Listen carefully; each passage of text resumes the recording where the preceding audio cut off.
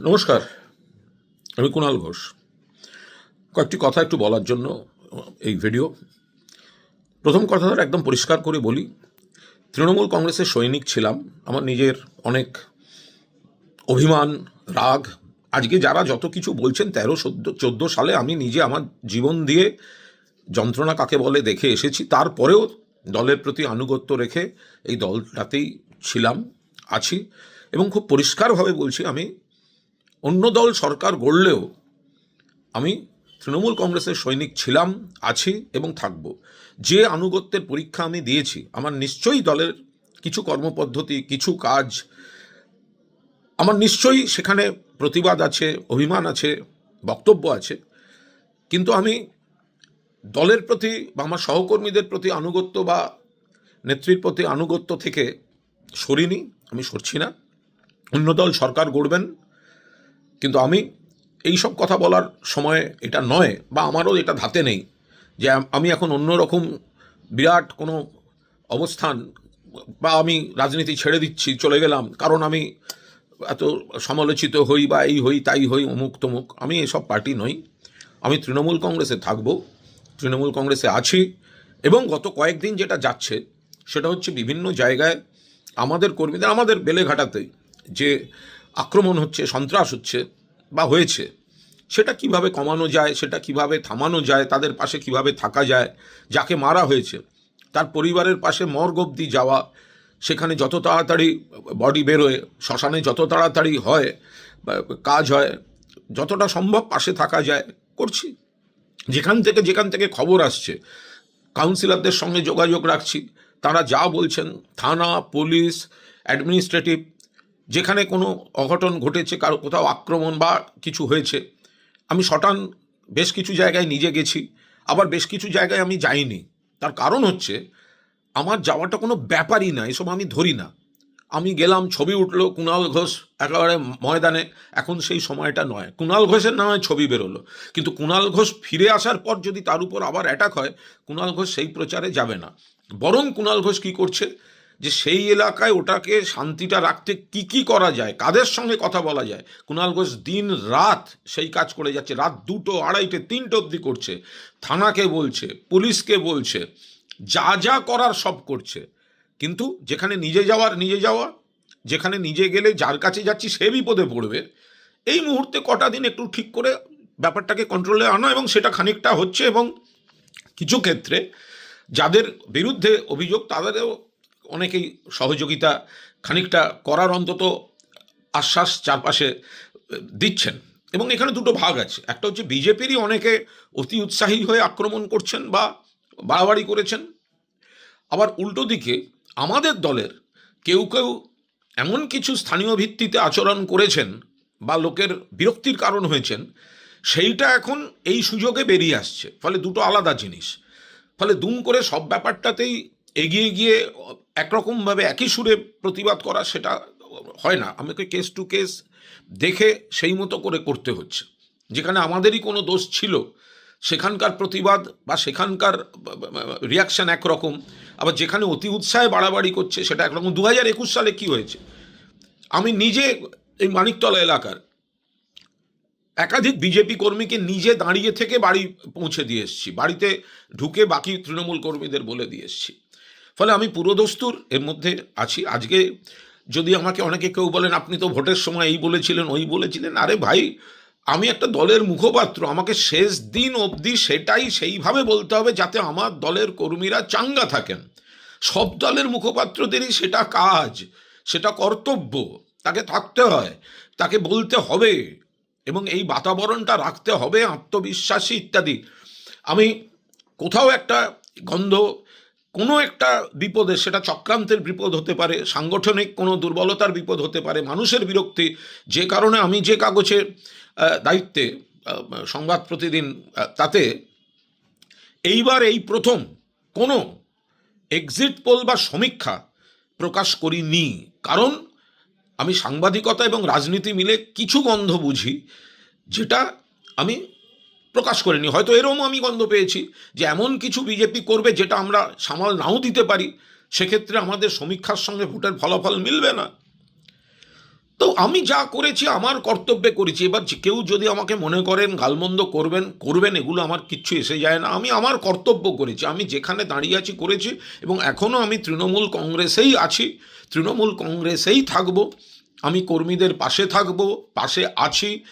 গত কয়েকদিন মানে দিন রাত সেই প্রসেস চালিয়ে যাচ্ছি, এবং সেখানে আমাদের কাউন্সিলর বা আমাদের যারা বেলেঘাটা কেন্দ্রে অন্য নেতারা আছেন, যাদের যাদের যা যা খবর পাচ্ছি আমি অ্যাকশান নিচ্ছি। হয়তো কিছু খবর আমি পাচ্ছি না, সেগুলো আমি যোগাযোগ করার চেষ্টা করছি, এবং অন্য জেলা থেকে যারা যারা আমায় যা যা বলছেন আমি সঙ্গে সঙ্গে প্রপার জায়গায় কমিউনিকেট করছি। সেটা অ্যাডমিনিস্ট্রেশন হতে পারে, সেটা আমাদের দলীয় নেতৃত্ব হতে পারে, এটা আমার কর্তব্য। ফলে আমি ওই রাজনীতি ছেড়ে দিলাম, বসে গেলাম, আমি ট্রোলড হলাম। আরে আমি 13-14 দেখে এসেছি, একা লড়াই একা লড়েছি। গত 3বার হয়তো আমি একটু বেসুরো কথা বলেছি বলে 2-3বার আমাকে দল সাসপেন্ড পর্যন্ত করেছে। তো ফলে আমি কুণাল ঘোষ এইসব একটা, হ্যাঁ সরকার, আমরা একটা সময় এইসব এলাকায় রাজনীতি করেছি, তখন সিপিএমের পুরোদস্তুর সরকার ছিল। পরবর্তীকালে আমি সাংবাদিকতা করতে গেছি, পুরোদস্তুর সিপিএমের, এখানে আমরা দেখেছি সিপিএমের তাণ্ডব কী জিনিস। ফলে পুলিশ পেছনে নিয়ে, প্রশাসন পেছনে নিয়ে পলিটিক্স কুণাল ঘোষ করেনি, কুণাল ঘোষ করবে না। কুণাল ঘোষ একটা টিম নিয়ে, সহকর্মীদের নিয়ে মানুষের কাছে দাঁড়িয়ে জনসংযোগ রাখা কুণাল ঘোষ পছন্দ করে। আমি নানা কাজ করে এসেছি, রক্তদান থেকে শুরু করে, সামাজিক অনুষ্ঠান থেকে শুরু করে, ক্লাব, ক্রিকেট, ফুটবল, পুজো, ঈদ, আমি আমার মতো চেষ্টা করেছি। বেলেঘাটার মানুষকে ধন্যবাদ। এর মধ্যেও আমাকে তারা জয়লাভ করিয়েছেন। আমার এই অয়ন চক্রবর্তী, আমার নির্বাচনী প্রধান এজেন্ট মৃত্যুঞ্জয় পাল, শক্তিপ্রতাপ সিং, সুশান্ত থেকে শুরু করে আমাদের যারা অক্লান্ত পরিশ্রম করেছে, আগলে রেখেছে ওয়ার্ডে ওয়ার্ডে, 8টা ওয়ার্ডে, সেখানে কাউন্সিলররাও রয়েছেন, আমি তাদের প্রতি কৃতজ্ঞ। কিন্তু আজ অনেকের মধ্যে একটা ছটফটানি দেখছি। সরকারটা যেই একটা বদল, একটা বিরাট ছটফটানি, যে আজ তৃণমূলের এই খারাপ, ওই পারে। কী খারাপ বলছো ভাই তৃণমূলের? আমার থেকে বেশি কেউ বলেছে? আজব কথা। তখন আমি কাউকে পাশে পাইনি। আজকে এইসব গপ্প শুনে আমায় লাভ আছে, কিন্তু আমি দলের প্রতি আনুগত্য দেখাতে কোথাও পিছিয়ে যাইনি। যেদিনকে আমায় যেটা আমাকে ট্রোল করতে দেখানো হয়, ওই পুলিশের ভ্যান ইত্যাদি, আমি সেদিনকেও আমার চাঁদাটা আমি দলকে দিয়েছি। কারণ আমার অভিমান বা রাগ যদি 2-3 জনের উপর হয়, আমি গোটা দলটা থেকে আমি কেন চলে যাব? কেন আমি তাদের সঙ্গে থেকে আমি করে যাব? আমি এই দল বা এই তৃণমূল কংগ্রেসের ক্ষমতায় আসার পেছনে আমিও তো কাঠবিড়ালি দিয়েছিলাম। ফলে আমি কোনো জায়গায় 1 ইঞ্চি পিছিয়ে যাচ্ছি না। আমি নেত্রী মমতা বন্দ্যোপাধ্যায় যে শক্তিটা তৈরি করেছেন, এর মধ্যে অনেক ঠিক আছে, এর মধ্যে আমাদের মধ্যে আত্মবিশ্লেষণ দরকার। অনেক ভুল আছে, এবং বিজেপির নির্বাচন কমিশনকে দিয়ে আপনি ষড়যন্ত্র বলুন, যা বলুন, ইত্যাদি বলুন, আমি সবকটা এগ্রি করি। আমি নিজে সাক্ষী, আমাকে ধাক্কা মারতে মারতে বার করে নিয়ে যাওয়া হচ্ছিল কাউন্টিং এজেন্ট এরিয়া থেকে। ওনার মৃত্যুনার আমার তো মোটামুটি যা গালাগালি সেদিন করে আমাদের বার করে দিয়ে লুট করতে চাইছিল, আমরা মাটি কামড়ে না থাকলে ও সিট বেরোতো না, সব ঘুরিয়ে দিত, পরে আমাদের ভোট কর্মীরাই বলেছেন। তো এই জায়গায় দাঁড়িয়ে তো আমি কোনো অবস্থায়, আমার হাঁটুও কাঁপছে না। হ্যাঁ, 4-5টা ডিস্টার্বড হচ্ছে, একটা কাঠামো বদল হয়, তো এটাই তো জায়গা যে আমি সুসময়ে যদি দলের আমি থেকে থাকি, তাহলে আমি দুঃসময় রাতারাতি আমার চিত্তচাঞ্চল্য দেখা যাবে কেন? বিজেপির মধ্যেও আমার পরিচিতি বা আমার কোনো পরিচিত নেই তা নয়, সিপিএমেও আছে, কংগ্রেসেও আছে, এসইউসিতেও আছে, কারণ আমি দীর্ঘদিন সাংবাদিকতা করেছি বা দীর্ঘদিন ধরে এইসবের মধ্যে আছি। কিন্তু আমি এবার কি করব, আমারটা একটু ভেবে দেখো। তারাও ভাবার পরিস্থিতিতে নেই, বিরাট জয় পেয়ে বসে আছেন, আর আমিও বলার পরিস্থিতিতে নেই। তার কারণ আমি আলেকজান্ডারদের স্যালুট করতে পারি, কিন্তু আমি পুরুন নীতি থেকে সরব না। ফলে সেই জায়গায় দাঁড়িয়ে আমি সবাই শান্তিতে থাকুন, শান্তি রাখুন, এবং তৃণমূল কংগ্রেস পরিবারকে আমি অনুরোধ করব, এটা একটা চ্যালেঞ্জিং পিরিয়ড, একসঙ্গে থাকবো। চিত্তচাঞ্চল্য যাদের ঘটছে ঘটুক, কেউ যদি চলে যেতে চায় একবার বোঝাবেন, নইলে বোঝাবারও প্রয়োজন নেই। আমরা সামনে আরও সময় আছে, আমাদেরও দোষ ত্রুটি ছিল। এখন হাওয়া মোড়ক যেগুলো সব পরে এসে জুটেছিল, তো সেগুলো এই হাওয়ায় সব রং বদলাতে শুরু করেছে। তো বদলে নিক, চলে যাক, কী আছে? বিজেপি 2 দিন বাদে বুঝবে এই ধান্দাবাজিরা হাওয়া এসছিল, আবার ওদের কাছে গিয়ে ভিড় করছে।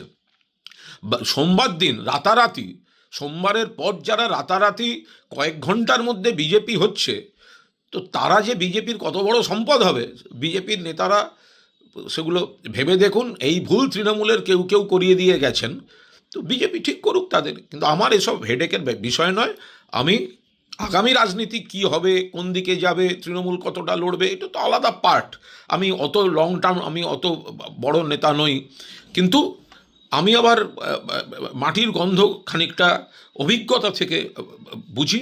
তো আপাতত আমার এটাই সিদ্ধান্ত, এবং আমি গত কয়েকদিন দিন রাত আছি। আমি চারটি ক্যামেরা নিয়ে আমি কোনো এলাকায় গিয়ে নিজের ছবি তোলাতে পারি যে আমি দুর্গতদের পাশে।